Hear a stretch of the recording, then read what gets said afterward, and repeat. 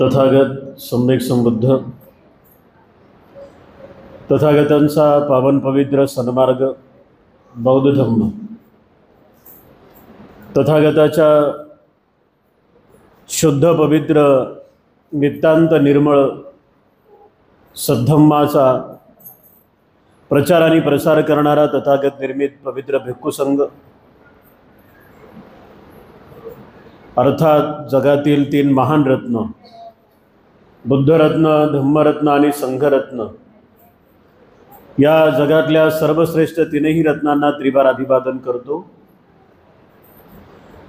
तुम्हा आम्हाला पुन्हा एकदा हे तीन रत्न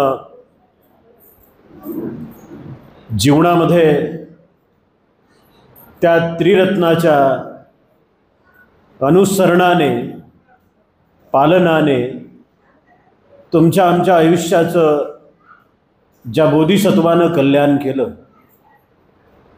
ते विश्वरत्न बोधिसत्व डॉक्टर बाबासाहेब आंबेडकर, बाबासाहेबांच्या धम्मक्रांतीमध्ये स्वतःला शेवटच्या श्वासापर्यंत समर्पित करून आज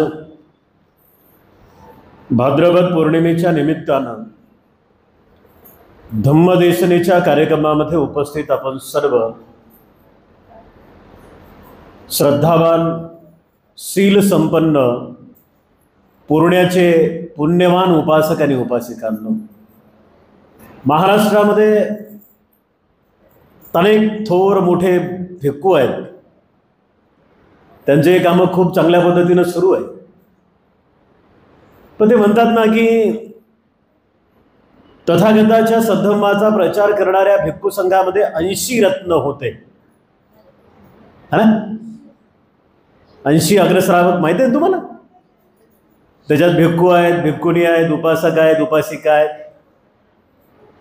तर आजच्या सुद्धा वर्तमान संघामध्ये असे काही भिक्खू रत्न आहेत, भिक्खुनी रत्न आहेत, उपासक रत्न आहेत आणि उपासिका रत्न आहेत।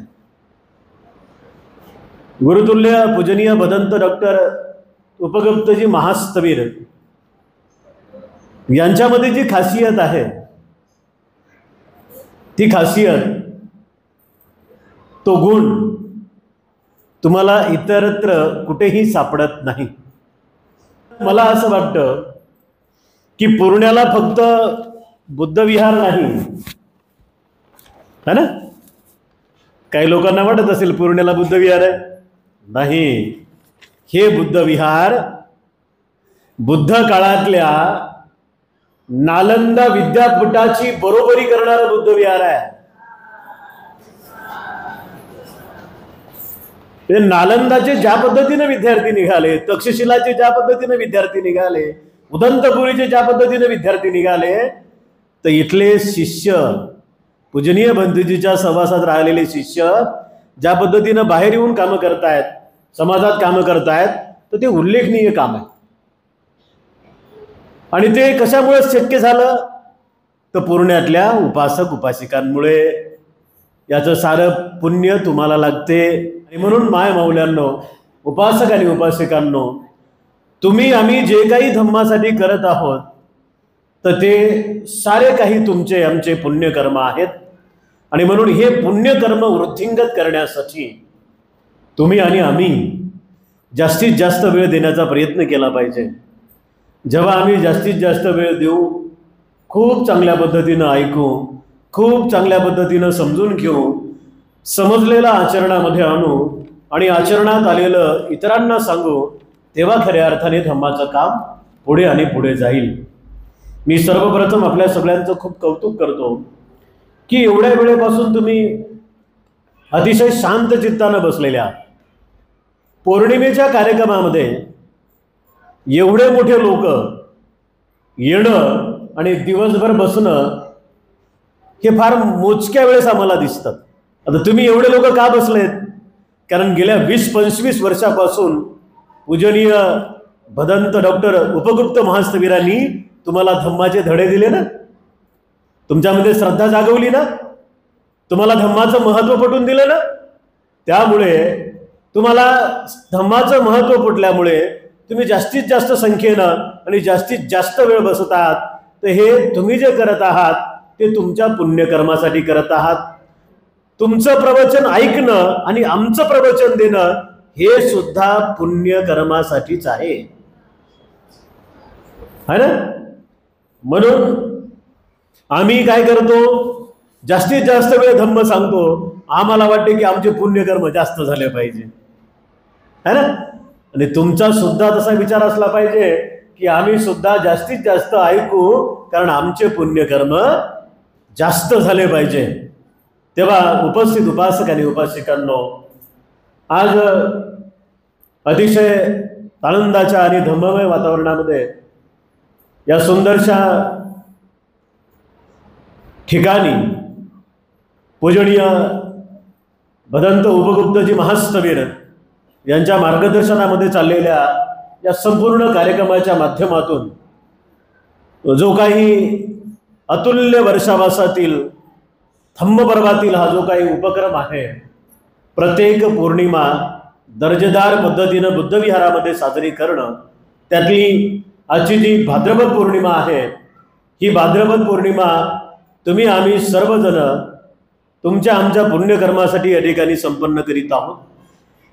या कार्यक्रमामध्ये जे काही मी तुम्हाला शिकवणार आहे, सांगणार आहे, ते माझं काहीच नाही आहे है ना. ते माझं काहीच नाही आहे. तर हे तथागत सम्यक संबुद्धांनी 2600 वर्षापूर्वी दिलेला बहुजन हिताय आणि बहुजन सुखाय, लोकांच्या कल्याणासाठी असलेला उपदेश आहे. आणि म्हणून माय माऊल्यांनो, उपासक उपासिकांनो, आपण सुद्धा अतिशय आदरानं श्रद्धा भावनेनं तो उपदेश ग्रहण करावा, की जेणेकरून तथागतांनी त्या काळी त्यावेळी शिकवलेला सद्धम्म तुमच्या आमच्या काय वाचा आणि मनामध्ये आल्यानंतर आमचे सुद्धा कल्याण झाले पाहिजे, आमचे सुद्धा मंगल झाले पाहिजे. आजच्या या अतिशय महत्त्वाच्या दिनी मी आपणास तथागत सम्यक संबुद्धांनी 7 प्रकारचे धन सांगितलेले आहेत. धन है ना, 7 प्रकारचे धन सांगितलेले आहेत. ते 7 प्रकारचे धन कोणते आहेत याविषयी आपल्याला सविस्तरपणे एका तासामध्ये धम्म उपदेश देण्याचा प्रयत्न करीन. आपण खूप शांतचित्तानं ते ऐकावे असं आपल्या सर्वांच्या हितासाठी आणि सुखासाठी आपल्याला सूचना करतो. आता पुन्हा एकदा दोन्ही हात जोडा आणि म्हणा साधू. आता हे साधू साधू यासाठी म्हणून घेतलं बरं, एक तास कोणी उठणार नाही, कोणी बोलणार नाही है ना. त्यासाठी साधू साधू. साधू साधू म्हणजे काय? पहिला साधू म्हणजे ठीक आहे म्हणते है ना, दुसरा साधू समजू लागलं म्हणते, तिसरा साधू समजलं म्हणते आहे ना. त्यामुळे खूप शांतचित्तानं ऐका. एकदा तथागत सम्यक संबुद्ध श्रावस्तीच्या जेतवनामध्ये वास्तव्यास असताना, आता हे सूत्र आहे, ज्या ज्या वाक्याची अशा पद्धतीनं सुरुवात होते तर तो सगळा उपदेश त्रिपिटकातील सुत्त पिटक या ग्रंथामध्ये तुम्हाला आम्हाला अभ्यासायला मिळतो. या उपदेशाची सुरुवात करत असताना एक गोष्ट आपल्याला प्रामुख्याने मी सांगू इच्छितो. जे जे धम्मस्कंद अरहत भिक्खू आनंद स्थविरांनी सांगितलेले आहेत,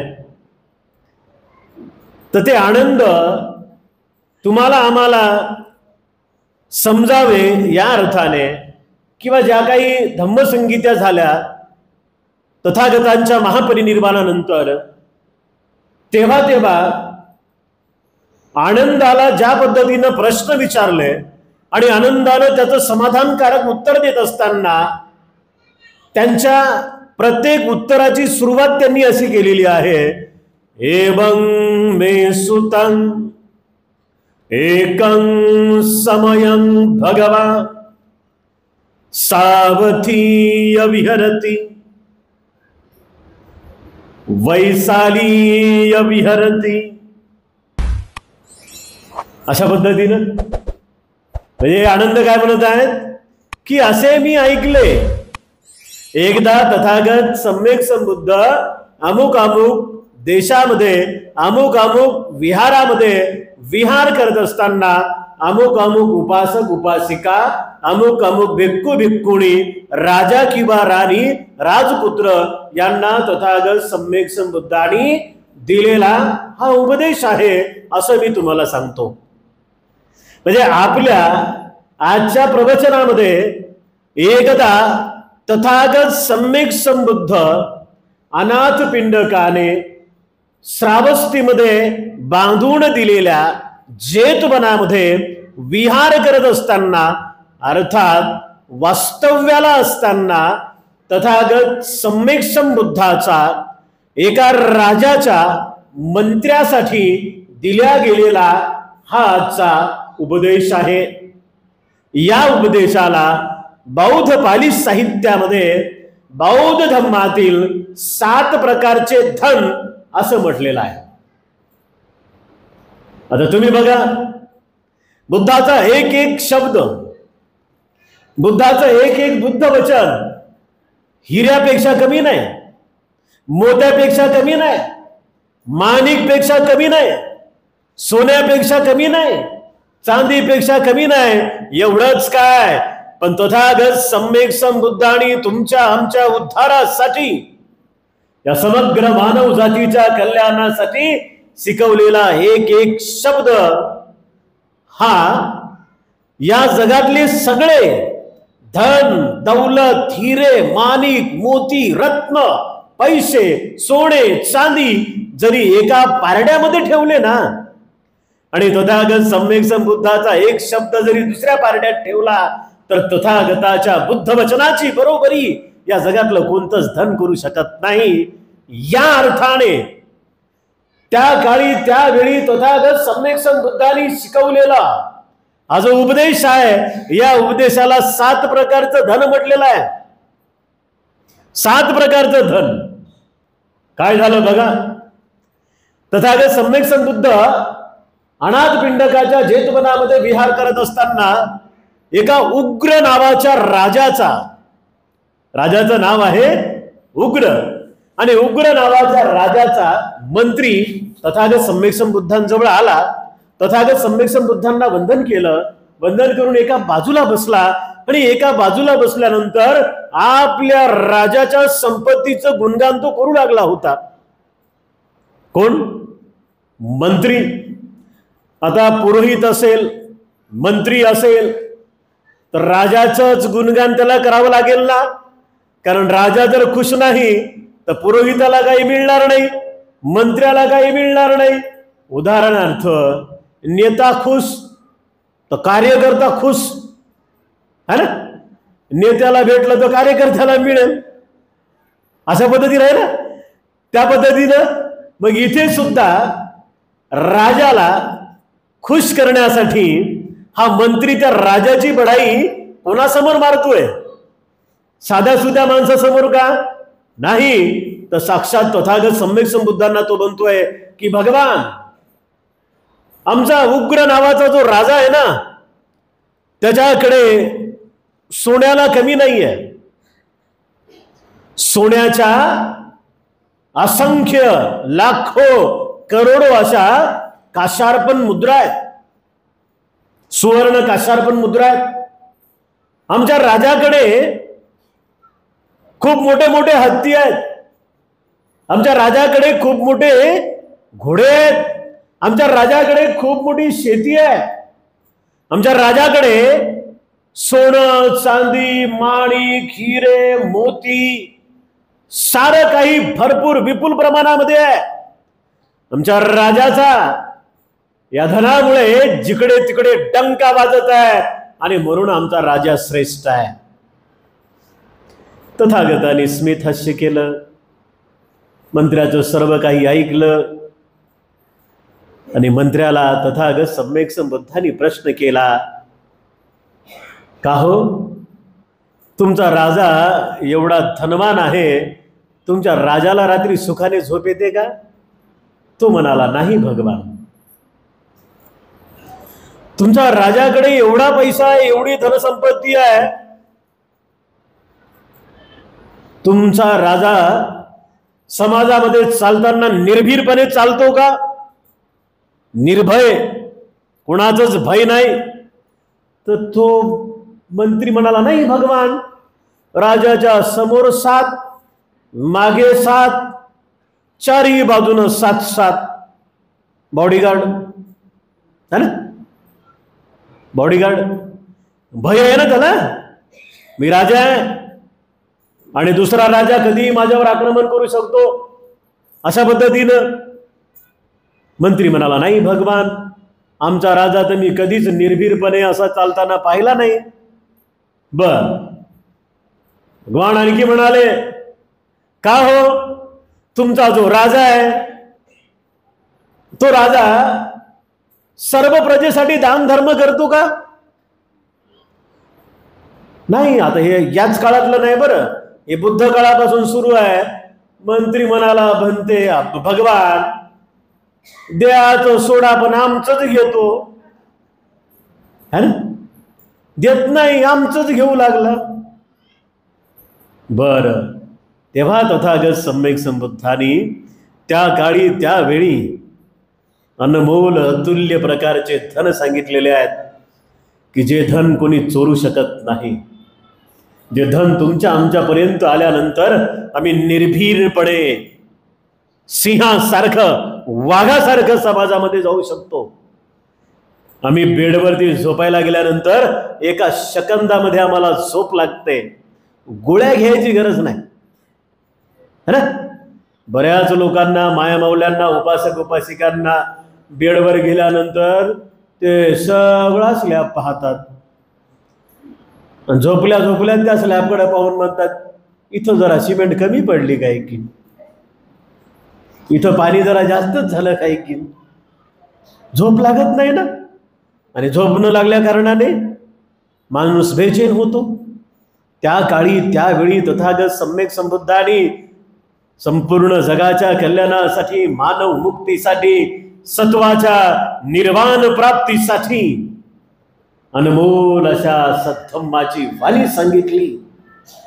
त्या उग्र नावाच्या राजाच्या मंत्र्याला तथागत सम्यक संबुद्धांनी सांगितलं की या जगामध्ये 7 प्रकारचे धन आहेत आणि ते धन कोणीच चोरू शकत नाही. ते धन तुमच्याकडून कोणी हिसकावून घेऊ शकत नाही. ते धन तुमच्या जवळ आल्यानंतर तुमचा सन्मान वाढतो, इज्जत वाढते. 4 चौघात गेल्यानंतर लोक तुम्हाला मुजरा करतात, सलाम करतात, जय भीम करतात किंवा नमो बुद्धाय म्हणतात. ते 7 प्रकारचे धन तुमच्या आमच्यामध्ये आल्यानंतर लोक दुरुडच तुम्हाला आम्हाला म्हणतील की खरंच हा बुद्धाचा अनुयायी आहे आणि बाबासाहेबांचा पाईक आहे. हे 7 प्रकारचे धन तुमच्या आमच्यामध्ये आल्यानंतर खऱ्या अर्थाने तुमच्या आणि आमच्या मनुष्यत्वाला एक नवीन प्रकारचा आयाम प्राप्त होतो. आणि या 7 प्रकारच्या धनांची मनाच्या तिजोरीमध्ये जर रखवलदारी केली तर एक काळ असा येणार की तुम्ही आम्ही या संपूर्ण जगातल्या दुःखातून बाहेर पडू. किती महान करुणावान तथागत सम्यक संबुद्धांचा अनमोल सद्धम्मा आहे. या सद्धम्माच्या आधारावरती तुम्ही आम्ही एक ना एक दिवस तरी दुःखमुक्त होणार आहोत, याबद्दल शंकाच नाही. याबद्दल कोणालाच शंका नाही आहे. कारण तथागत सम्यक संबुद्धांनी बुद्धत्व प्राप्त केल्यानंतर काही अतुल्य अनमोल गोष्टी शिकवल्या. काय म्हणतात बुद्ध? मी कुठल्या अर्थाने असं म्हणतोय की एक दिवस असा येणार की तुम्ही आम्ही सगळेजण, जे जे जगातले बौद्ध धम्माला फॉलो करणारे लोक आहेत, किंवा बुद्धिझमला अभ्यासणारे लोक आहेत किंवा आपल्या कर्माला समजून घेणारे लोक आहेत, असे सारे लोक एक ना एक दिवस दुःखातून दुःख मुक्त होणार आहेत. त्याचा आधार कोणता आहे? निरीक्षण केलं पाहिजे ना तुम्ही आम्ही, मूल्यमापन केलं पाहिजे ना तुम्ही आम्ही, आमच्या मनाच्या पात्रता आम्ही ओळखल्या पाहिजे ना, जाणल्या पाहिजे ना. डॉक्टर बाबासाहेब आंबेडकर म्हणाले होते ना की आज मी असं समजतोय की आज माझा पुनर्जन्म झालेला आहे. काहीतरी अर्थ असेल ना त्याच्यात. मग ही 7 प्रकारचे धन समजून घेत असताना तुम्ही आम्ही आजच्या काळातल्या बौद्ध लोकांच्या कर्माच्या पूजा करण्याच्या सिद्धांतावरती तथागत सम्यक संबुद्धांच्या विचारांची मांडणी करत असताना हा विषय लक्षात कसा आणायचा? काय म्हणाले भगवान बुद्ध त्या काळी? त्यावेळी बुद्धानं सांगितलं की या जगामध्ये अशक्य अशा काही गोष्टी आहेत की ज्या खूप प्रयत्न केल्यानंतर, खूप वर्षानंतर, कल्पानंतर भेटतात. सुखो बुद्धानुपादो, सुखो सद्धम्म देसनं, सुखा संघस्य सामग्री समज्ञानं तपो सुखो किच्चो मनुष्यपटी लाभो, किच्चो सद्धम्म देसनं, किच्चो मच्चान जीवितं, किच्चो बुद्धानुपादो. दुर्मिळ गोष्टी आहेत ना. आता बघा, या साऱ्या दुर्मिळ गोष्टी तुम्ही आम्ही मिळवल्या. आम्ही एका बुद्ध काळात जीवन जगत आहोत.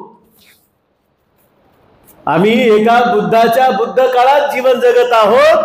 त्या तथागत सम्यक संबुद्धांचं नाव आहे सिद्धार्थ गौतम बुद्ध. एका बुद्ध काळ संपण्यासाठी लाखो वर्ष लागतात ना. आता कुठं तर 2600 वर्ष झाले. म्हणजे तुम्ही आम्ही बुद्ध काळात जन्मालेले आलेले आहोत. म्हणजे याचा अर्थ काय की पहिली असाध्य असलेली गोष्ट तुम्ही आम्ही प्राप्त केली की माणूस म्हणून जन्माला आलो. किच्चो मनुष्यपटी लाभो, है ना. तुम्ही आम्ही माणूस म्हणून जन्माला आलो आणि माणूस असे जन्माला आलो की 2 कान आहेत, दोनही चांगले आहेत. नाक आहे, नाकपुड्या दोन्ही चांगले आहेत. डोळे आहेत, डोळे दोन्ही चांगले आहेत. 2 हात आहेत, 2 हातही चांगले आहेत.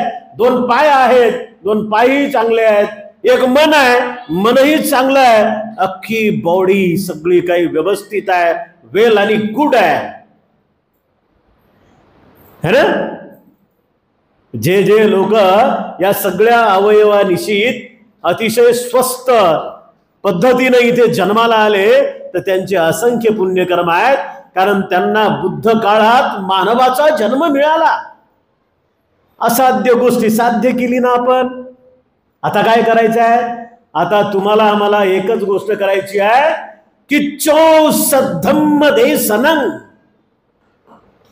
हे 7 प्रकारचे धन जर तुम्हाला आम्हाला प्राप्त करायचे असतील तर त्यावेळेस तथागत सम्यक संबुद्धांनी 2600 वर्षापूर्वी सांगितलं की चो सद्धम्म देसनं. शिव्या ऐकणं लय सोपं आहे. शिव ऐकायला काय पैसे द्यावे लागतात का?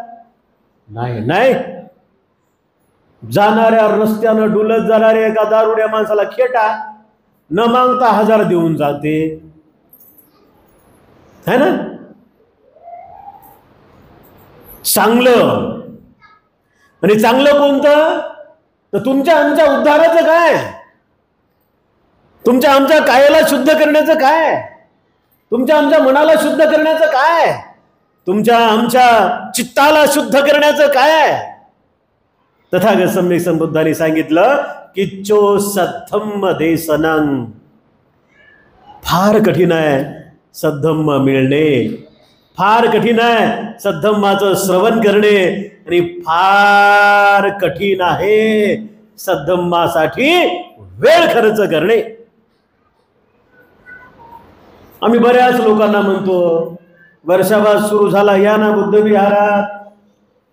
लोक म्हणतात भंतीजी घरी पाहुणेच आले. बर, तर पाहुणे आले तर काय इंग्लंड अमेरिकेचे पाहुणे आले का तुमच्या घरी? तुमचे इथलेच असतील ना, परभणी, वसमत, अर्धापूर. आणि ते काही विहारात येऊ शकत नाहीत का? त्यांना घेऊन विहारात यावं. आज माय मौल्यांनो किती गच्च भरलेला आहे बुद्ध विहार तुमचं. मी भंतीजींना विचारलं, भंतीजी म्हणले आज तरी कमी आहे, मोठे भंतीजी असते तर बाहेर जागा मावत नाही. खरं आहे ना. सम्यक संबुद्धांनी त्या काळी त्यावेळी सांगितलं की किच्चो सद्धम्म देसनं. आता माणूस म्हणून जन्माला आलो, तेही बुद्ध काळात जन्माला आलो. आणि आता डॉक्टर बाबासाहेब आंबेडकरांच्या अनंत अनंत त्यागामुळे, समर्पणामुळे, बलिदानामुळे तुम्हाला आम्हाला सद्धम्मही मिळाला. आता तुमची आमची एक पूर्तता पूर्ण झाली पाहिजे, ती म्हणजे सद्धम्म वारंवार ऐकण्याची. है ना, सद्धम्म वारंवार ऐकण्याची. आणि जेव्हा आम्ही सद्धम्म वारंवार ऐकू, जास्त वेळ देऊन ऐकू, तेव्हा कुठं थोडंफार समजल ना. बरोबर आहे का नाही? तथागत सम्यक संबुद्धांनी सारनाथ या ठिकाणी ऋषीपतन मिर्गताय वनामध्ये 5 लोकांना धम्मोपदेश दिला. तुम्हाला माहित आहे, त्यांचे नावही पाठ असतील: कौंडन्य, बप्प, महानाम, अश्वजित आणि भद्रिय. है ना. मग 5च्या 5 यार अंत झाले का? का बरं नाही झाले? बुद्धाने याला वेगळं, त्याला वेगळं, याला वेगळं, त्याला वेगळं शिकवलं का? तुम्हाला इथे शिकवणारे भंतीजी वेगळे वेगळे शिकवतात का? जाधव आईला वेगळंच सांगितलं, मिसाळ आईला वेगळंच सांगितलं, पौळ आईला वेगळंच सांगितलं, असं आहे का? सगळ्यांवरती समान अनुकंपा आहे, पण समजते बऱ्याच कमी लोकांना. समजलेलं बरेच कमी लोक घरापर्यंत घेऊन जातात. बऱ्याच वेळेस आम्ही पाहतो विहारात बसल्यावर आमच्या बायका, आमचे माणसं, उपासक उपासिका खूप चांगले बसतात. आणि एकदा भंतीजीनं साधू साधू म्हटलं रे, अरे बापरे, असं वाटते जसं काय मच्छी बाजार भरला. क्याव क्याव क्याव क्याव क्याव क्याव क्याव क्याव. है ना. आणि बाहेर गेलं की मग सुरू होते, असंच झालं माय, तसंच झालं माय, न्यूज झालं माय, त्यूज झालं माय. तर यामुळे तुमच्या आमच्या मनाची अवस्था शांत आणि स्थिर राहील का? भंतीजी बिचारे 1-1, 1.5-1.5, 2-2 तास तुम्हाला शिकू लागले, फार श्रद्धा भावनेनं शिकू लागले, जीव तोडू तोडू शिकू लागले, तुम्ही ऐकूही लागल्या. आता ऐकल्यामुळे मनही चांगलं झालं, पण पुढे जे करायचं होतं ते नाही केलं. विहाराच्या पायऱ्या उतरता उतरता ऐकलेला धम्म सुद्धा विहाराच्या पायरीवरच त्याला ठेवून आणि गेलो घरी. होईल काय काय कल्याण? नाही ना. बौद्ध धम्मामध्ये 3 गोष्टी अतिशय महत्वाच्या शिकवलेल्या आहेत. त्याला उपासक उपासिकाच्या 3 पायऱ्या म्हणतात. बिल्डिंग असेल ना बऱ्याच लोकांकडे, किंवा आपल्या विहाराची बिल्डिंग चढत असताना 1 पायरी, 2 पायरी, 3 पायरी, शेवटची पायरी, है ना. तशा पायऱ्या आहेत बौद्ध धम्माच्या. शिकवण जतन करणाऱ्या लोकांसाठी, उपासक उपासिकांसाठी, भिक्खू भिक्खुनीसाठी कोणत्या पायऱ्या आहेत बरं? साधकासाठी तथागत सम्यक संबुद्धांनी सांगितलं, परियेती, पटिपदा, पटिवेदन, या 3 पायऱ्या आहेत. तथागत सम्यक संबुद्ध म्हणतात की तुम्हाला खूप शांत पद्धतीनं ऐकावं लागेल. श्रवण करणे, ऐकलेलं तुम्हाला खूप चांगल्या पद्धतीनं समजून घ्यावं लागेल. भावना करणे, चिंतन करणे, चिंतन केलेलं, भावना केलेलं तुम्हाला खूप चांगल्या पद्धतीनं आचरणामध्ये आणावं लागेल, जेणेकरून ते तुम्हाला फळ देईल. आणि त्यालाच बुद्धानं निब्बान म्हटलेलं आहे ना. निब्बान, निब्बानचा अर्थ काय? परमसुख. आणि परमसुख कधी भेटणार आहे? जेव्हा तुमच्या मनातले सारे वैरी तुम्ही जाळून टाकाल, तुमच्या मनातले सारे वैरी तुम्ही फेकून द्याल, मारून टाकाल, त्यांचं प्रहान कराल, तेव्हा कुठे मनाला ही शुद्ध आणि पवित्र अवस्था प्राप्त होईल, अंतिम सुखाची अवस्था. आणि म्हणून माय मौल्यांनो, उपासक उपासिकांनो, आता ही गोष्ट आमच्याकडे साध्य झाली. बाबासाहेबांच्या पुण्याईमुळे अशा सुंदर आणि मोठमोठ्या बुद्ध विहारामध्ये बसून तुम्ही आम्ही तथागत सम्यक संबुद्धांचा दुःख मुक्तीचा आर्य संदेश अर्थात तथागतांनी शिकवलेला शुद्ध धम्म ऐकत आहोत, है ना? म्हणजे बुद्धाच्या काळात जन्म झाला, माणूस म्हणून जन्माला आलो, सगळे अवयव चांगले आहेत, धम्म आचरण करायला मिळू लागलाय. आता सगळ्यात महत्वाचं काय आहे तर तुम्हाला आम्हाला वारंवार जे काही ऐकलेलं आहे त्याची भावना करावी लागणार आहे. भावना करणे. बरेच लोक आम्हाला येऊन म्हणतात, भंतेजी आम्ही भिक्षूंना भोजन दान देतो, बर चांगलं आहे. भंतेजी आम्ही भिक्षूंना चिवरदान देतो, बरं चांगलं आहे. भंतेजी आम्ही विहारात खीरदान देतो, चांगलं आहे, उत्तम आहे ना. भंतेजी आम्ही उपासक उपासिकांना भोजन दान देतो, चांगलं आहे, उत्तम आहे. पण तरी भंतेजी सुखच मिळे ना हो,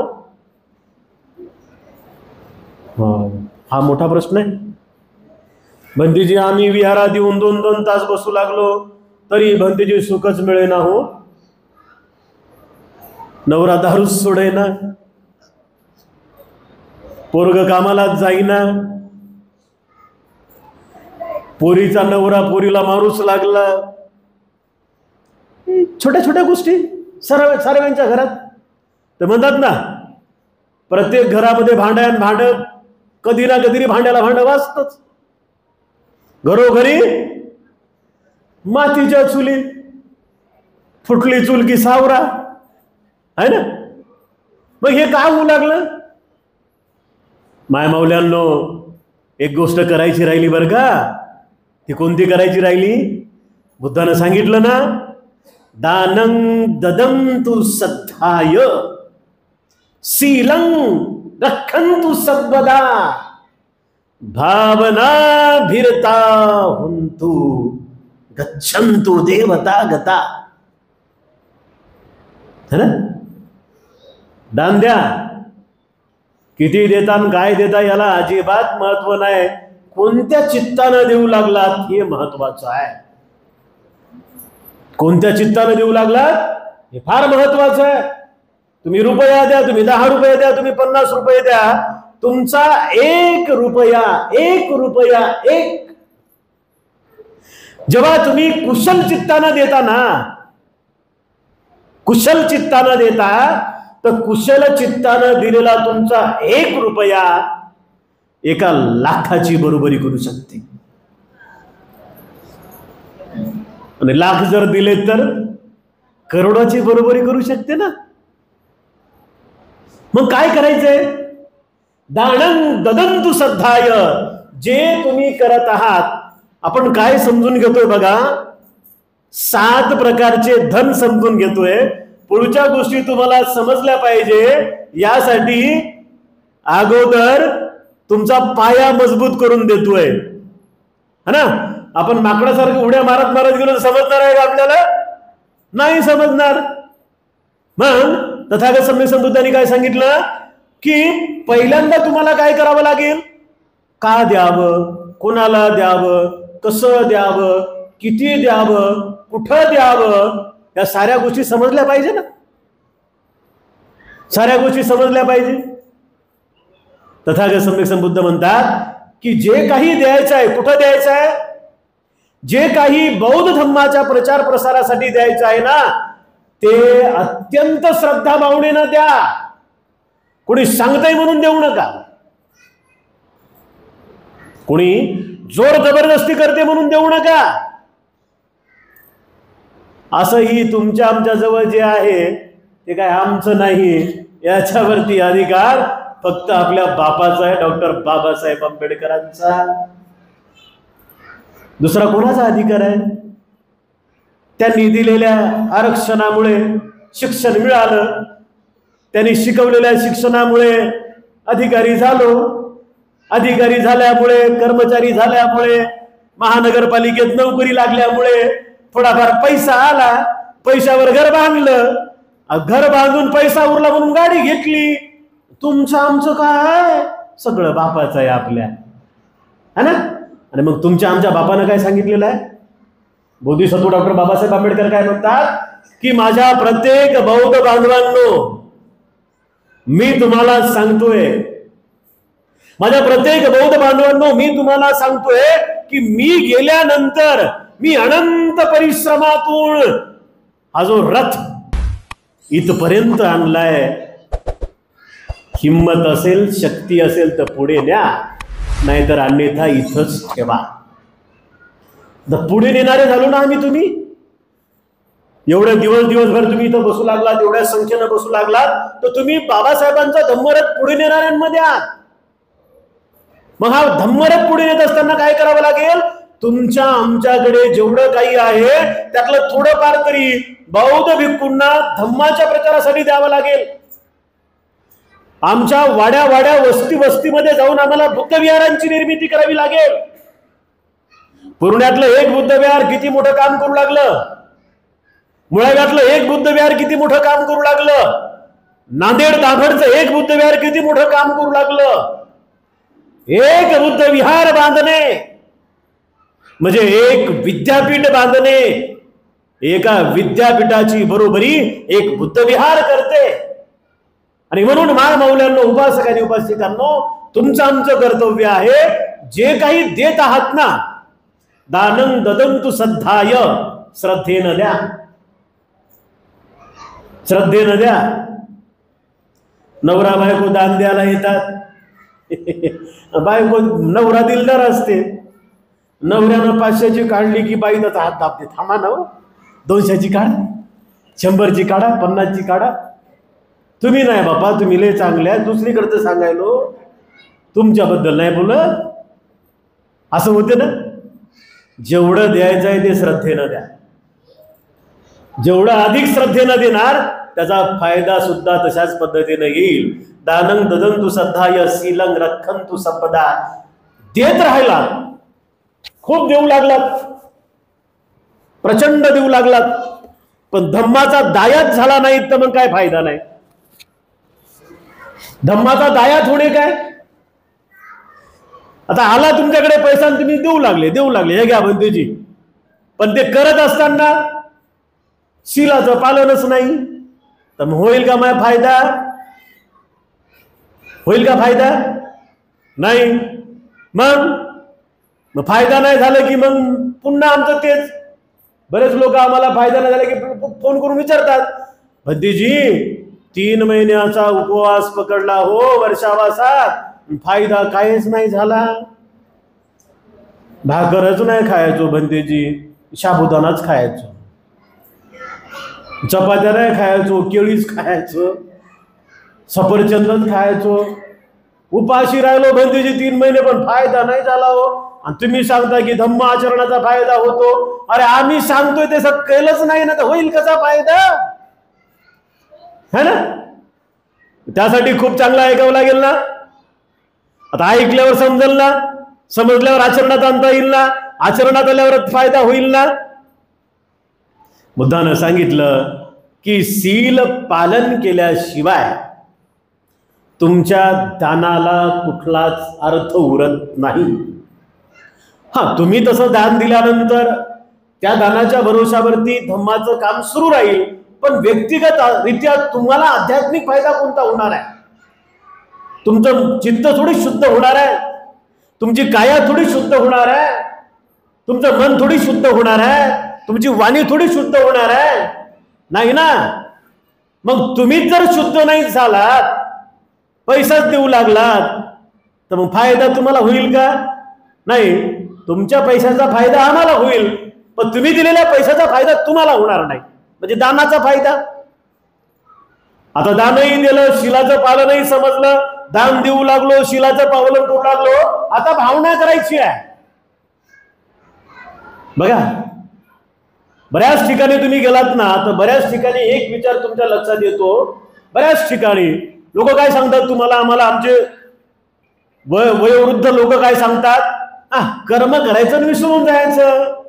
ऐकलं असेल ना बऱ्याच वेळेस तुम्ही, जेव्हा ते म्हणतात ना की कर्म करा विसरून जा, असं म्हणतात ना. बुद्धानं हे शिकवलं नाही. बुद्ध म्हणतात जे जे आपले कर्म विसरू लागले त्या त्या लोकांच्या जीवनातलं दुःख कमी होणार नाही. बुद्धाने शकंदाला स्मृती करायला सांगितलेलं आहे. शकंदाला स्मृती पाहिजे आणि त्या स्मृतीच्या आधारावरती तुमच्या स्वचित्ताला परिशुद्ध करायचं आहे आणि परिशुद्ध झालेल्या चित्ताच्या माध्यमातून भावना करायची आहे आणि भावना केल्यानंतर मग तुम्हाला सुख मिळणार आहे.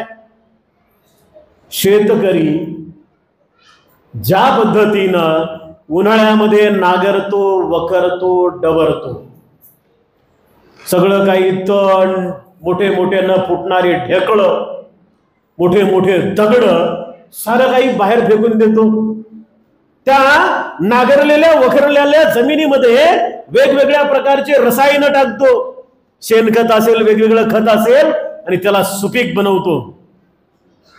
खडकाळ प्रदेशामध्ये पेरलेला गहू आणि काळ्या थोर जमिनीमध्ये पेरलेला गहू यामध्ये फरक असेल का नाही माय?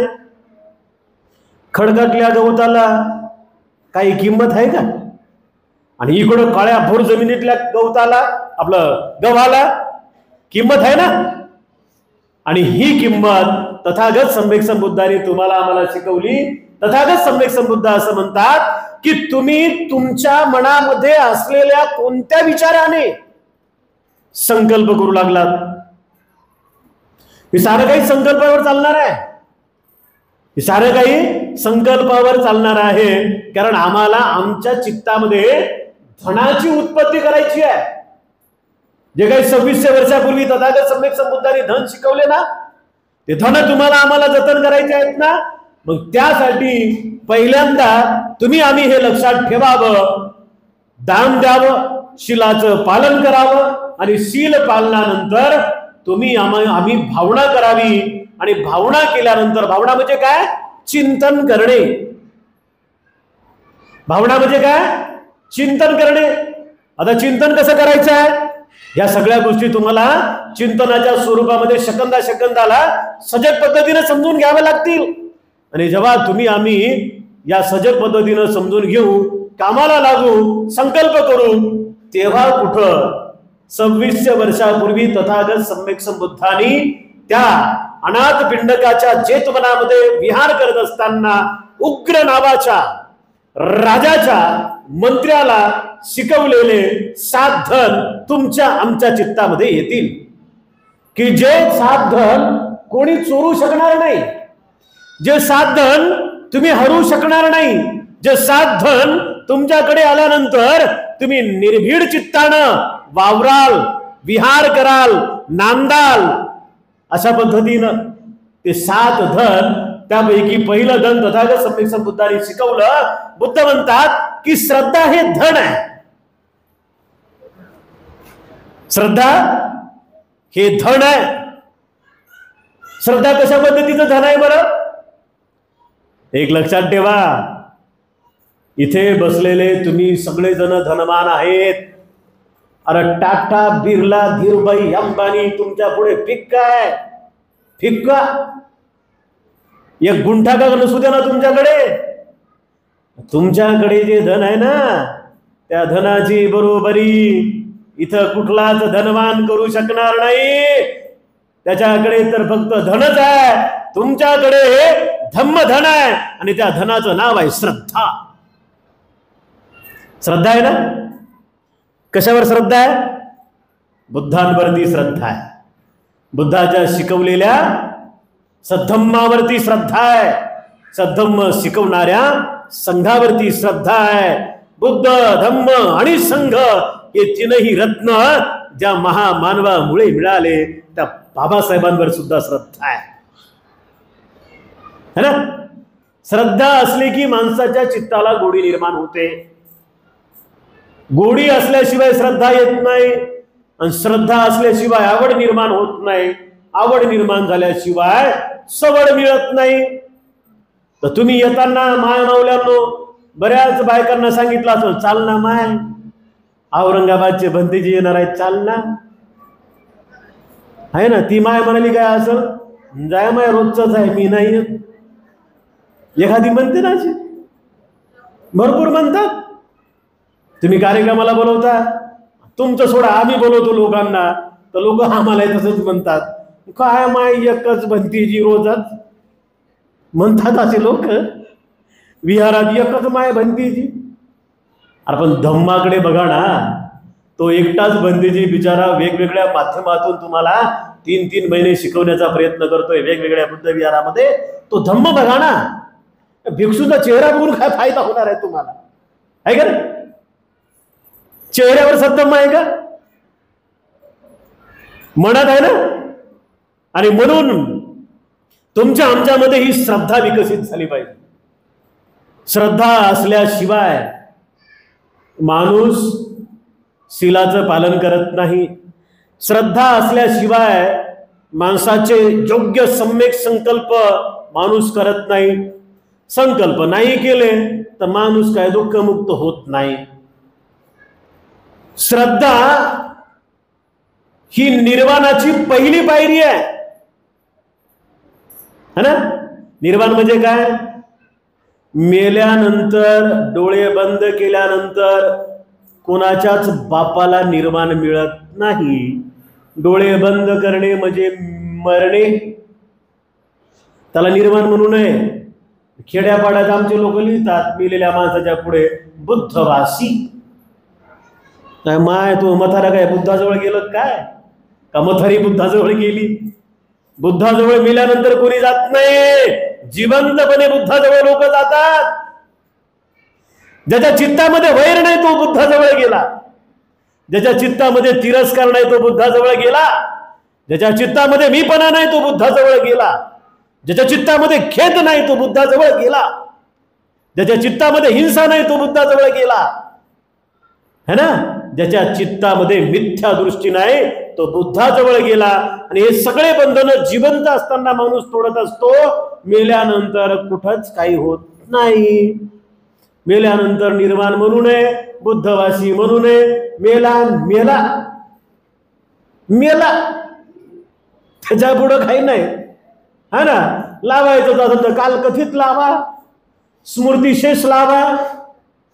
काही काही तर आमचे लोक परिनिर्वाण आजोबा बाप्पा, काही काही तो महापरिनिर्वाण आजोबा बाप्पा. अरे महापरिनिर्वाण सम्यक संबुद्धांना वापरतात, परिनिर्वाण अरहंताला वापरतात, है ना.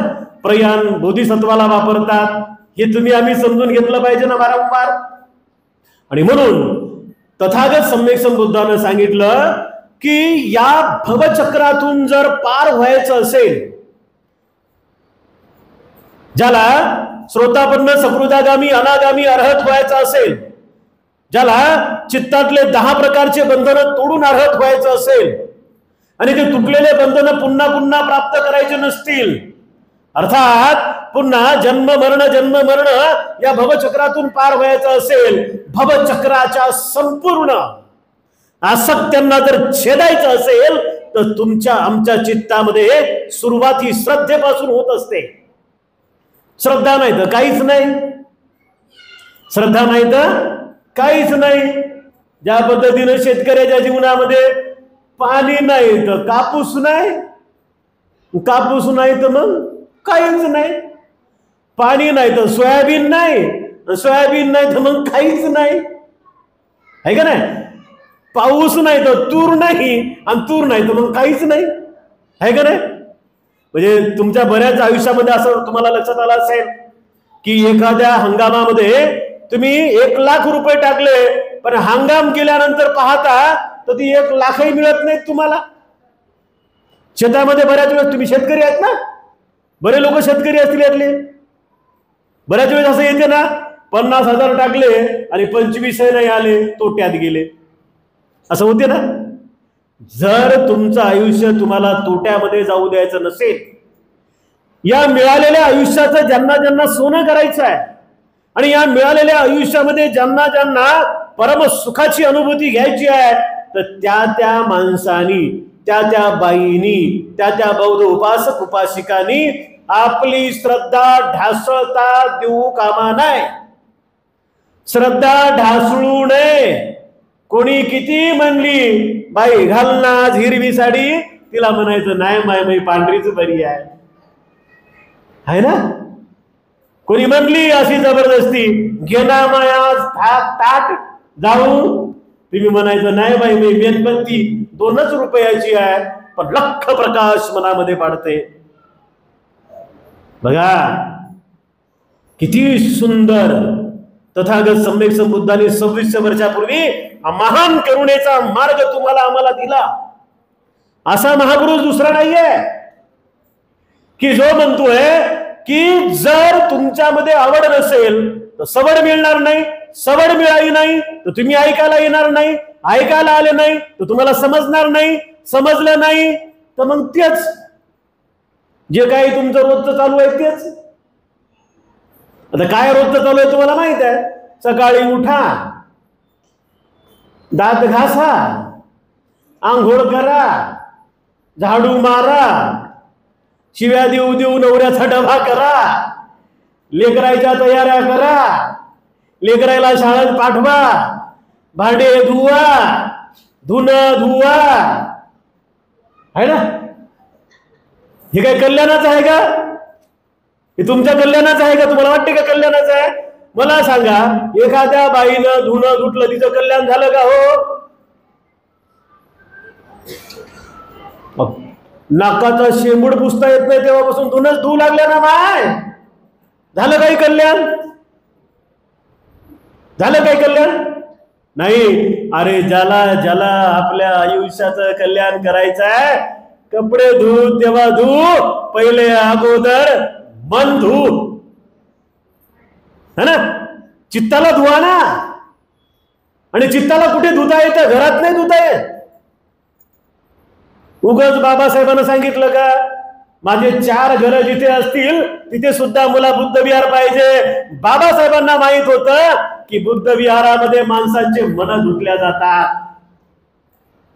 मन धुण्याचं काम आहे. आणि कधी कुठून सुरुवात होईल? आवडच नाही ना. आवड नसली तर विहारात पाय चढतील का? येणारच नाही. मग काय समजणार आहे? काही समजणार नाही. म्हणून माय माऊल्यांनो, पहिलं धन तथागत सम्यक संबुद्धांनी सांगितलं त्याला म्हटलेलं आहे श्रद्धा धन. आता श्रद्धा ही तुमच्या मनात आल्यानंतर कोणी चोरू शकते का? त्याला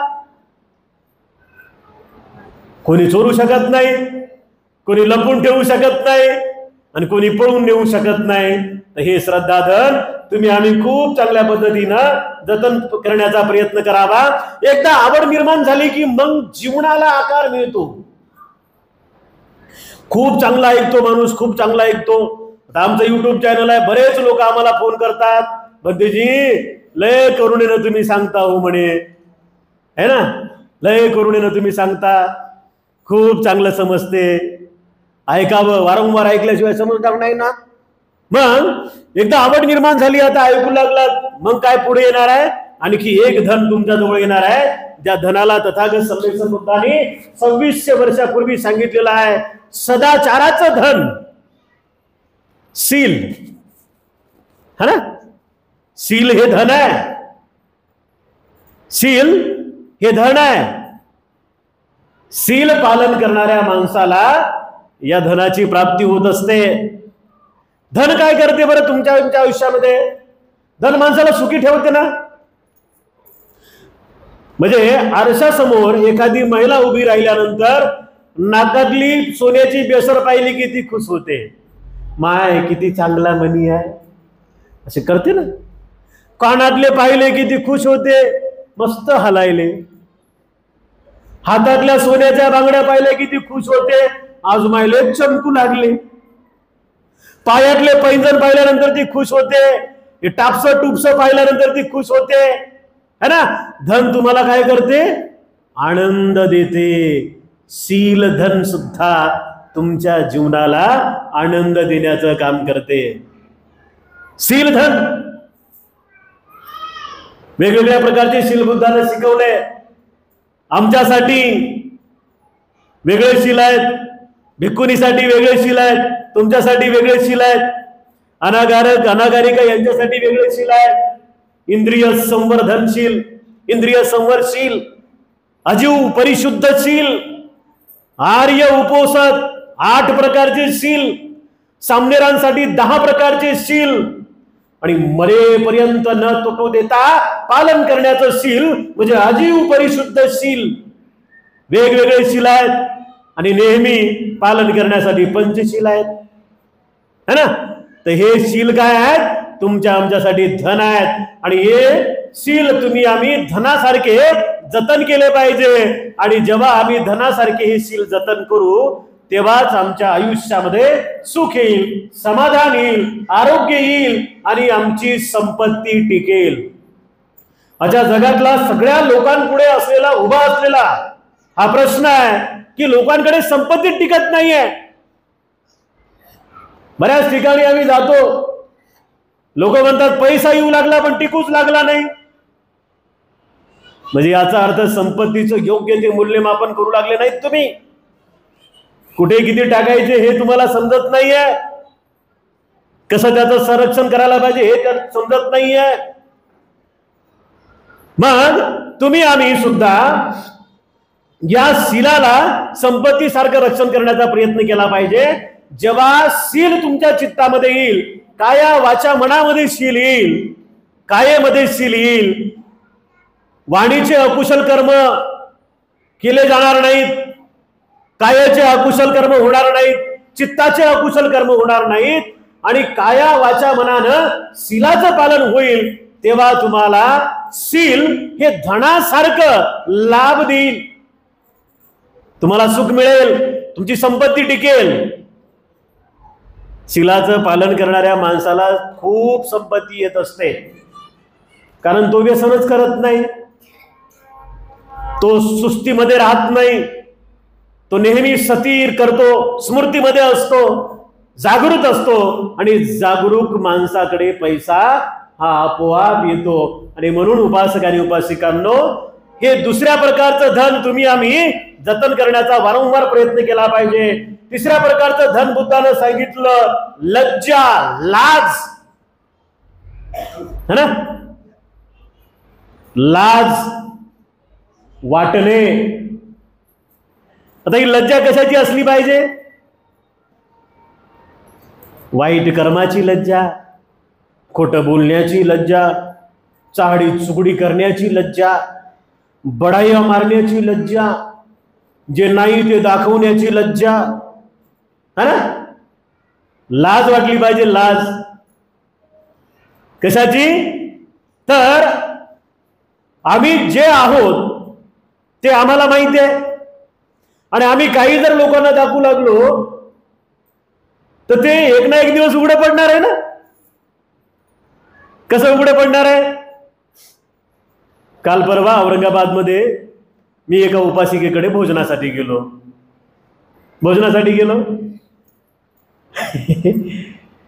तर माऊलीले चांगलं दाखवत होते, माय भंतीजी आले, पाय धुतले, फुलं टाकले, सगळं बरोबर केलं. पण किचन मधून ते काढायचंच राहिलं ना माय. ते तुम्हाला माहित आहे ना, 10 दिवस ते माहित आहे ना माय. आम्ही गेलो, दिसलं आम्हाला. म्हटलं माय हे बरोबर नाही ना, है ना. दानंग ददंतु सद्धाय शीलं रक्षन्तु संपदा भावना विरता होंतु गच्छन्तु देवता गता. समजलं पाहिजे ना. कोणाची टिंगल नाही बरं याच्यात, कोणाची टवाळी नाही. माझ्या बापानं सगळ्या धर्माला, सगळ्या जाती धर्माला बाबासाहेबानं स्वातंत्र्य दिलेलं आहे. तसं तुम्हाला आम्हालाही स्वातंत्र्य आहे बोलण्याचं. आम्ही दुसऱ्याला बोलत नाही, आम्ही आमचे तासतो धरून. आणि असे तासतो ना, असे बरोबर रांगेतच बसवतो. आहेत माय, बरेच आहेत आमच्यात. बाया आहेत आणि बुये आहेत. आम्ही पाहिले, तुम्ही पाहत असाल, आहेत ना. तर ते सगळं सोडून दिलं पाहिजे. त्या सगळ्या गोष्टीची तुम्हाला आम्हाला काय लाज वाटली पाहिजे. लाज. पुन्हा एक सांगतो, तुमच्या आमच्या जवळ असलेला पैसा हा तुमचा आमचा नाही रे. जर तुमचा एक नया पैसा रुपया जर बाबासाहेबांनी न सांगितलेल्या कार्यासाठी तुम्ही लावताय तर तुमच्या एवढे दारिद्र्य लोक कोणी नाही. आम्ही जर बाबासाहेबांच्या विरोधात वागू लागलो तर आमच्या एवढे दारिद्र्य कोणी नाही. बरोबर आहे का नाही? तुम्ही तसे आम्हीच ना. समजा आम्हाला काय सांगितलं बाबासाहेबांनी, गावागावात जा, बौद्ध धर्माचा प्रचार करा, आम्ही मस्त हाणू लागलो आणि विहारातच झोपू लागलो तर आमच्यासारखं दारिद्र्य नाही. तसं तुम्ही तुमच्याकडे आलेला पैसा चुकून जरी तुमचा पैसा बाबासाहेबांनी न सांगितलेल्या कार्यामध्ये जात असेल तर तुम्ही बौद्ध नाही रे बापा, अजिबात नाही. जे करतात त्यांनी ऐकावं आणि करत असतील तर सोडावं. तुमचा अपमान करणे हा आमचा अजिबात उद्देश नाही आहे. पण माझ्या बापानं मला सांगितलेलं आहे की तुला तुझ्या समाजाला सुधारावं लागेल. काय म्हणतात बुद्ध? भिक्खूचं पहिलं कर्तव्य असं आहे की समाज भिक्खूला पोसतो आणि म्हणून भिक्खुनी सुद्धा समाजाचं नुसतं खाऊ नये, त्या समाजातल्या कुरीतीवरती वार केला पाहिजे. लोकांना सील समजून सांगितलं पाहिजे, है ना? तर म्हणून जोपर्यंत लाज वाटणार नाही आम्हाला या सगळ्या गोष्टीची. धन सांगितलं, वाईट कर्माची लाज वाटणे हे धन आहे. धन काय होत नाही धन. तथागत सम्यक संबुद्ध सिद्धार्थ गौतम अवस्थेमध्ये त्या राजगृहाच्या डुंगेश्वरी पर्वताच्या मध्ये 6 वर्ष बसले ना. काय झालं? अरे तुमची आमची माता सुजाता आली नसती तर बुद्धांना बुद्धत्व मिळालं असतं का? तुम्ही बसले असते का ना आम्ही सांगू लागलो असतो का? नाही ना. एक दिवस उपाशी राहून तुम्हाला काय मिळणार आहे? हा नाही ना. आपलं उपोषित व्रत असते, लक्षात घ्या. आपल्याला अष्टशिलाचं पालन करायचं असते. आता ते हजारो पिढ्यापासून ते खायाचं डोक्यात आहे ना, त्यामुळे आमचं मन तिकडेच जातं. म्हणून माय मौल्यांनो, वाईट कर्माची वारंवार लाज वाटू द्या, लाज. कारण ते एक धन आहे ना. आणि म्हणून आम्ही या धनाला सुद्धा समजून घेण्याचा प्रयत्न केला पाहिजे. चौथ्या प्रकारचं धन बुद्धाने शिकवलं, भय. आता बौद्ध धर्मामध्ये भय नाहीये. कोणता भिक्खू तुम्हाला म्हणते का बरं? जर विहारात पौर्णिमेला नाही आल्या तर तुमचा सत्यानाश होईल. म्हणतच नाही ना. का बुद्धानं कोणत्या ग्रंथात लिहून ठेवलं पौर्णिमेला जर तुम्ही विहारात नाही आला तर तुमच्या स्वप्नातच मी येतो? म्हणते का बुद्ध असं? नाही म्हणत ना. भय आहे का? अजिबात नाही भय. बुद्ध धम्म संघाच्या संदर्भातलं भय कोणतं आहे? बुद्धाची बदनामी करण्याचं भय, धम्माची बदनामी करण्याचं भय आणि संघाविषयी वाईट वक्तव्य बोलण्याचं भय तुम्हाला आम्हाला असलं पाहिजे. आमच्या समाज बांधवाच्या विषयी बोलण्याचं भय तुम्हाला आम्हाला असलं पाहिजे. एकमेकाची निंदा नालस्ती करण्याचं भय तुम्हाला आम्हाला असलं पाहिजे. मग भय कसं बरं? मी जर एकमेकाची निंदा नालस्ती करू लागलो तर माझ्या वाणीचे दुष्कृत्य होऊ लागले. आणि बुद्धानं सांगितलं, काया वाचा आणि मनाचे दुष्कृत्य कधीही माणसाला सुख देत नाहीत, समाधान देत नाहीत, आनंद देत नाहीत आणि त्याला हजारो लाखो जन्मापर्यंत निर्वाणाचा साक्षात्कार करू देत नाहीत. याचं भय. भय कोणतं? मी जर बुद्ध धम्म आणि संघाच्या विरुद्ध विसंगत आचरण करू लागलो, मी जर बुद्ध धम्म आणि संघाच्या विसंगत विरुद्ध आचरण करू लागलो, अरे ज्या महामानवामुळे बाबासाहेबांमुळे मला हा सद्भमी मिळाला, त्या महामानवाच्या पत्नीनं माता रमाईनं 4 लेकरं तुमच्या आमच्यासाठी कुर्बान केलं, त्याचं भय आहे ना. हे तरुण कुलीन पुत्र आपल्या आईला, बापाला, बहिणीला, बाबाला सोडून, घरदार सोडून, काशाय वस्त्र धारण करून, बौद्ध धम्माचा अभ्यास करून तुम्हाला शिकवता आजारी पडू लागले ना, त्याचं भय. है ना? भंतेजी शिकवतायत, आम्हाला समजलं पाहिजे आणि समजलं ते आम्ही सोडलं पाहिजे. धरून बसू नका. साहजिक आहे, गेल्या अनंत अनंत वर्षापासून या गोष्टी तुमच्या आमच्या डोक्यामध्ये घुंडलेल्या आहेत. तथागत सम्यक संबुद्धांचा 18व्या शतकातला एक उपासक होता, ज्याचं नाव होतं तात्यासाहेब ज्योतिराव गोविंदराव फुले. है ना? क्रांती सूर्य ज्योतिबा फुले बुद्धांचा उपासक आहे. त्या बुद्धाच्या उपासकाला तर त्यांना डायरेक्ट सांगता आलं नाही मी बुद्धाचं काम करू लागलो म्हणून. आणि जर सांगितलं असतं तर कलबुर्गी गोविंद पानसरे झालं असतं ना त्यांचं त्यावेळेस. त्यामुळे त्यांनी सांगितलं नाही. पण गुलामगिरी या ग्रंथामध्ये ते लिहून ठेवतात. गुलामगिरी या ग्रंथामध्ये ते लिहून ठेवतात की आम्ही सुद्धा भय बाळगलं पाहिजे. अज्ञानाचं भय, बुवाबाजीचं भय, कर्मकांडाचं भय, जादू टोण्याचं भय, बाकी या सगळ्या गोष्टीचं भय वाटलं पाहिजे. आणि साऱ्यात महत्वाचं भय असं वाटलं पाहिजे, अरे ज्या बाबासाहेबांनी एवढा शुद्ध पवित्र सद्धम्म दिला, ज्या बाबासाहेबांमुळे तुम्ही आम्ही नरकातून बाहेर आलो. नरक बाबासाहेबांमुळे अंधश्रद्धेच्या त्या नरकातून बाहेर आलो, तरी आम्ही तिकडेच चाललो, याचं भय असलं पाहिजे. सगळ्यात महत्वाचं बुद्धाच्या भाषेत कुठलं भय असलं पाहिजे तर हा जन्म पुन्हा पुन्हा नाहीये. रूप वेदना संज्ञा संस्कार विज्ञान पृथ्वी आप तेज वायू या सर्व घटकांनी बनलेलं हे मानवी शरीर. आणि मानवाचा जन्म पुन्हा पुन्हा मिळत नाही. एकदाच मानवाला जन्म मिळाल्यानंतर तो जन्म व्हायला जाऊ नये याचं भय तुमच्या आमच्यामध्ये असलं पाहिजे.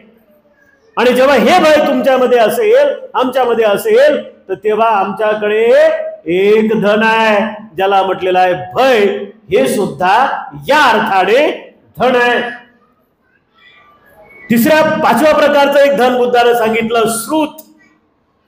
त्याला पालीमध्ये श्रवण असं म्हणतात. जे जे तुमच्यामध्ये आहे बरं है ना, जे तुमच्यामध्ये आहे. आता काही मायामाऊल्यांचे काही लोकांचे चेहरे दिसायले तसे की ते मनातल्या मनात म्हणू लागले, भंतेजी बस झालं बाप्पा, आणि किती खाऊ घालता है ना. आता आम्हाला वाटते की आम्ही जास्तीत जास्त सांगावं, आमचे पुण्य कर्म करावे, पण काही काही लोकांचे चेहरे दिसतात आम्हाला त्याचे मसनट्यातून उठून आणून बसवल्यासारखे. तसं करू नका. भाद्रपद पौर्णिमा सद्धम्माच्या महोत्सवाचा दिवस, पुण्यकर्माचा दिवस, पुण्य अर्जित करण्याचा दिवस. श्रुत म्हणजे ऐकणे, जास्तीत जास्त ऐकणे हे सुद्धा धन आहे. बघा, धन बुद्धाच्या भाषेत हे धन आहे. कानातलं, नाकातलं, पायातलं, हातातलं हे धन नाही. याला धन नाही म्हटलं बुद्धानं. ते 1000 वेळेस नाकाला हात लावला ते पडली का माय, पडली का माय, पडली का माय, है ना. दिवसातून 1000 वेळेस कानावर हात लावते, आहेत 4 चौघात गेलं की बाई अशी करते ती साव म्हणून, है ना. माणसाने नवी घेतली की यप्पाय यप्पाय यप्पाय, काही बोलताना त्याचे 2च बोट बरं, अरे त्याच्यात अंगठी आहे बाप्पा समजायला, है ना. तर हे दाखवायची गरज आहे का? नाही. म्हणजे तुमच्या आमच्यामध्ये हे धन असलं पाहिजे. जास्तीत जास्त ऐकणे सुद्धा धनामध्ये आहे. हे मनाचे धन आहेत सगळ्या, हे मनाचे धन आहेत. म्हणजे स्रोतमय प्रज्ञा तुमच्यामध्ये असली पाहिजे. बुद्धाच्या भाषेत स्रोतमय प्रज्ञा. आता ही स्रोतमय प्रज्ञा काय काम करते बरं? आतापर्यंत जे मी तुम्हाला सांगितलं, तुमच्यामध्ये जर स्रोतमय प्रज्ञा असेल तर जे जे धम्माचं नाही ते बरोबर तुम्ही बाहेर काढसाल. हा मुर्ग कितीही पाणी टाका दुधात, पाणी पित नाही, ते दूधच पिते, तसे तुम्ही शहामूर्ख बनणार.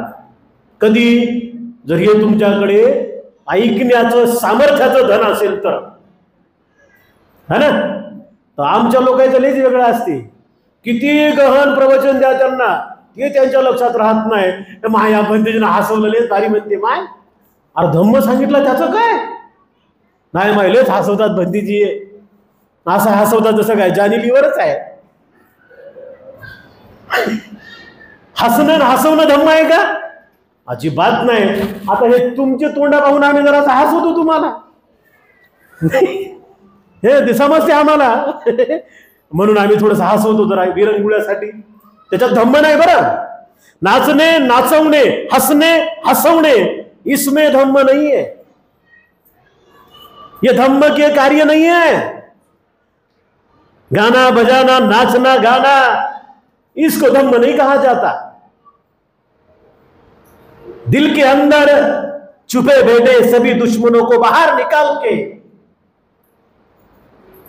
मन को शांत निर्मल पवित्र बनाना, इसे धम्म कहा जाता है. आणि हे कधी होईल बरं? जेव्हा स्रोतमय प्रज्ञा आमच्यामध्ये येईल, आम्ही खूप चांगल्या पद्धतीने ऐकू. जे ऐकलेलं आहे, दिवसभरात तुम्ही काय काय ऐकू लागल्या, जे धम्माचं आहे ते साठवणे, ते स्टोअर करणे आणि घरी गेल्यानंतर तो पेटारा बाहेर काढणे, है ना. तो आता बरेच लोक आहेत बरं तुमच्यामध्ये, यांच्यामध्ये सुद्धा, की जे खरंच इमानदारीने ऐकू लागले, खरंच इमानदारीने ऐकू लागले. आणि आम्ही वेळ त्यांच्यासाठीच वाढवत असतो. ही स्रोतमय प्रज्ञा तुमच्या आमच्यामध्ये आली पाहिजे. याला सुद्धा धन म्हटलेलं आहे. त्याग 6व्या प्रकारचं धन आहे. त्याग हे अतिशय महत्वाचं आहे. जोपर्यंत तुम्हाला आम्हाला काय सोडायचं आहे, काय त्यागायचं आहे हे समजत नाही, तोपर्यंत आयुष्य तुमचं आमचं सुखी होणार नाही, समाधानी होणार नाही, निरोगी होणार नाही, आम्ही संपत्तीवान होणार नाही आणि आम्ही दुःखमुक्त सुद्धा होणार नाही. 50-50, 70-70, 80-80 वर्षाच्या लोकांना सुद्धा समजलं नाही काय सोडायला पाहिजे आणि काय धरायला पाहिजे. त्यांचं उलटच आहे. सोडायचं धरू लागले, धरायचं सोडू लागले, है ना.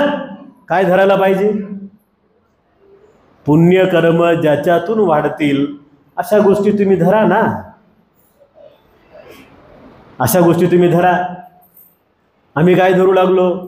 एखाद्या लग्नामध्ये एखाद्या बाईनं जर आपल्याला एखादा वाईट शब्द वापरला तर तिच्या नातवाच्या लग्नात सुद्धा आम्ही तिला आठवण करून देतो. तू या पोरीच्या लग्नात तू मला अशी म्हणली होती, आता 30 वर्षानंतर तुझ्या नातूचं लग्न आहे, आता तू अपमान करतो. काय धरायला पाहिजे आणि काय सोडायला पाहिजे? ज्या ज्या गोष्टी तुमच्या मनाला कुलुषित करतायत ते तुमचे वैरी आहेत, दुश्मन आहेत. आमच्या मनातले वैरी दुश्मन आम्ही सोडायला पाहिजे. सद्धम्म आम्ही धरायला पाहिजे, सतर्कता आम्ही धरायला पाहिजे, जागरूकता आम्ही धरायला पाहिजे. सती आमच्याकडे असली पाहिजे, समाधी आमच्याकडे असली पाहिजे, प्रज्ञा आमच्याकडे असली पाहिजे, धम्म विषय आमच्याकडे असला पाहिजे. हे सारे तुमच्या कामाच्या विषयी आहेत. एखाद्या पक्षाच्या डोळ्याला काळा कपडा बांधायचा आणि त्या पक्षासमोर त्याला आवडणारे काहीतरी पदार्थ टाकायचे, त्याच्यात खडे टाकायचे. त्या पक्षाच्या डोळ्याला कापड जरी बांधलं ना तुम्ही, चोचेनं ते खडा उचलत नाही. मग तुमचे आमचे 2-2 डोळे, 2 कान, तोंड, मन, शरीर सारं काही असताना आम्ही चांगलं उचलत नाही, वाईटच उचलत जातो. पण वाईट उचलणाऱ्या लोकांचं कल्याण होईल का? नाही होणार. म्हणून काय शिकवलं बुद्धानं? स्रोतमय प्रज्ञा, योग्य आहे ते ऐकणे, योग्य आहे ते. बरं, हे योग्य आहे कधी तुम्हाला समजेल? तुमच्या मनामध्ये स्मृती असेल तेव्हा, है ना. मन सतर्क असेल तेव्हा, मन शुद्ध असेल तेव्हाच ना. आणि म्हणून माय मौल्यांनो, उपासक उपासिकांनो, बुद्धाने हे त्याग नावाचं बल शिकवलेलं आहे. तर सोडणे, त्यागणे, आम्ही आमच्या मनातले सारे वैरी त्यागून दिले पाहिजे, सारं काही आम्ही सोडून दिलं पाहिजे जे आमच्या कल्याणाचं नाही, जे आमच्या उत्कर्षाचं नाही आणि जे आमच्या हिताचं नाही. बुद्धानं शेवटचं धन सांगितलं, ज्याला म्हटलेलं आहे प्रज्ञा. बुद्धानं 7व्या प्रकारचं धन सांगितलं. हे प्रज्ञा म्हणजे काय? प्रज्ञा म्हणजे ज्ञान नव्हे. ज्ञानाला प्रज्ञा म्हणतात का? शुद्ध ज्ञानाला प्रज्ञा म्हणतात. प्रज्ञा म्हणजेच अनुभव. लक्षात आलं? प्रज्ञा म्हणजे काय? कुशल चित्त. प्रज्ञा म्हणजे काय? स्थिर झालेलं चित्त. साऱ्यात महत्वाचं प्रज्ञा म्हणजे काय? या जगामध्ये 12 प्रकारचे दुःख आहेत, त्याची जाणीव म्हणजे प्रज्ञा है ना. या जगामध्ये 12 प्रकारचे दुःख आहेत. जाती भी दुःख, व्याधी भी दुःख, जरा भी दुःख, मरणम भी दुःख, अपियो संपयोगो दुःख, पियो विपयोगो दुःख, यम पिंचम तंग न लभंती दुःख, संकितेन पय्या उपादान स्कंदा दुःख, रूप वेदना संज्ञा संस्कार विज्ञान 7 आणि 5 12. या 12 प्रकारच्या दुःखाला समजून घेणं, जाणणं, याला प्रज्ञा म्हटलेलं आहे. म्हणजे जन्माला येणं, आजारी पडणं, म्हातारपण, मरण, इच्छांची पूर्तता न होणे, प्रिय लोकांचा वियोग होणे, अप्रिय लोकांचा संयोग होणे. संख्येचा विचार केला तर ज्यापासून तुम्ही आम्ही बनलोय, रूप वेदना संज्ञा संस्कार आणि विज्ञान म्हणजे दुःख. लक्षात? कामतन्ना भवतन्ना विभवतन्ना हा जो समुदाय झाला, हा दुःखाचा जो संच बनला, याचं कारण काय? काम तृष्णा, भव तृष्णा, विभव तृष्णा. या संपूर्ण झालेल्या दुःखातून बाहेर निघता येतं. कसं निघता येतं? चागो पटिनिसगो अनालयो मुक्ती निब्बाणो. एका शब्दासाठी 4 शब्द. चागो पटिनिसगो अनालयो मुक्ती निब्बाणो. परमसुख. आणि हे परमसुख प्राप्त करण्यासाठी काय? आर्य अष्टांगिक मार्ग. सम्यक दृष्टी, सम्यक संकल्प, सम्यक वाचा, सम्यक कर्मांत, सम्यक आजीविका, सम्यक व्यायाम, सम्यक स्मृती, सम्यक समाधी है ना.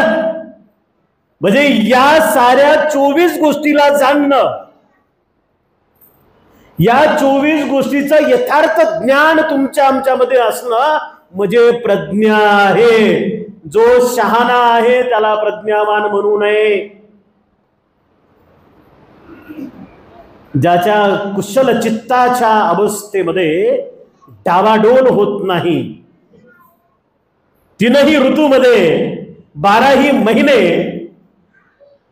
प्रत्येक सेकंदाला ज्याच्या चित्ताची अवस्था कुशल आहे त्याला म्हणतात प्रज्ञावान.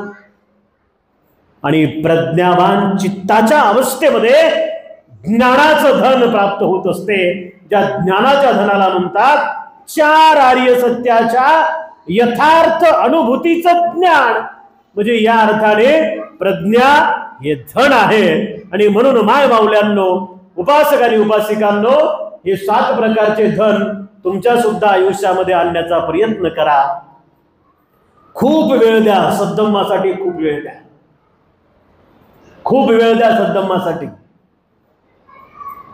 जोपर्यंत जास्तीत जास्त वेळ देणार नाहीत आणि ते देत असलेला वेळ श्रद्धेनं देणार नाहीत, श्रद्धेच्या अंतःकरणातून दान देणार नाहीत, दान दिल्यानंतर भावना होणार नाही, तर मग या साऱ्या गोष्टी नाही समजतील बरं का. जे काही करताय ना ते शुद्ध हेतून करा. जे काही धम्माच्या बाबतीमध्ये तुम्ही करत आहात ना, त्याचा एकच उद्देश असू द्या. सारं काही करत असताना म्हणा की हे कर्तव्य मी करत आहे, हे कार्य कायेनं वाचेनं मनानं मी करत आहे. या कार्य केल्यामुळे माझ्या आयुष्यातलं दुःख कमी हो, मला निब्बाणाचा साक्षात्कार हो, मला निर्वाण मिळो, आणि याच माझ्या कार्याच्या आधारावरती येणाऱ्या मैत्री बुद्धाच्या काळात माझा जन्म हो. अशी मंगल मैत्री सर्वांप्रती अर्पित करतो. तुम्ही खूप वेळेपासून ऐकू लागलात आणि ऐकलेलं वाया जात नाही, माय राहते ते. कुठं ना कुठं तरी राहते. असंच वायाला जाते का ते? नाही जात. आणि म्हणून आपण जास्तीत जास्त सद्धम्माच्या सहवासात राहा. पूजनीय भिक्खू संघाची मनोभावे सेवा करा आणि आपला जास्तीत जास्त वेळ, जास्तीत जास्त पैसा धम्म कार्यासाठी खर्च करा. यामध्ये आपल्या सगळ्यांचं मंगल आहे, यामध्ये आपल्या सगळ्यांचं कल्याण आहे. मला गुरुवर्य पूज्य भदंत डॉक्टर उपगुप्तजी महास्तवीर यांनी इथे निमंत्रित केलं. पूजनीय भिक्खू मैया वंशजी, आपण खूप चांगल्या पद्धतीनं हे विहार सांभाळत आहात, उपासक उपासिकांना श्रद्धा भावनेनं जोडत आहात. हे अनमोल कार्य तुमच्या माध्यमातून धम्माच्या प्रगतीसाठी होत आहे. तुमच्याविषयी सुद्धा मंगलमैत्री मी व्यक्त करतो. तुमच्यामध्ये खूप सेवाभाव आहे आणि सेवाभावनेनं धम्माचा विकास होणार आहे. माय माऊल्यांनो, अशा भिक्षूंची काळजी घ्या, अशा भिक्षूंची काळजी घ्या, अशा भिक्षूंची काळजी घ्या. तेव्हा आपल्या सर्वांप्रती मंगल मैत्री व्यक्त करतो आणि जाता जाता एवढंच सांगतो की तुम्ही पण तुमची काळजी घ्या. सर्वांचं मंगल हो, सर्वांचं कल्याण हो. भवतु सब मंगलम रक्षन्तु सब देवता सब बुद्धानु धम्मानु संघानुभावेन सदा शुद्धि भवन्तु ते. अभिवादनशीली स नित्यं वद्दापचायिनो चत्तारो धम्मा वर्धन्ति आयुवन्नो सुखं बलन्ति.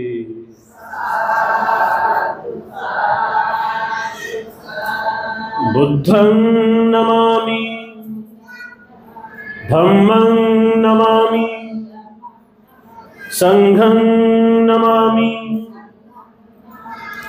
मैत्रीपूर्ण सस्नेह सप्रेम जय भीम.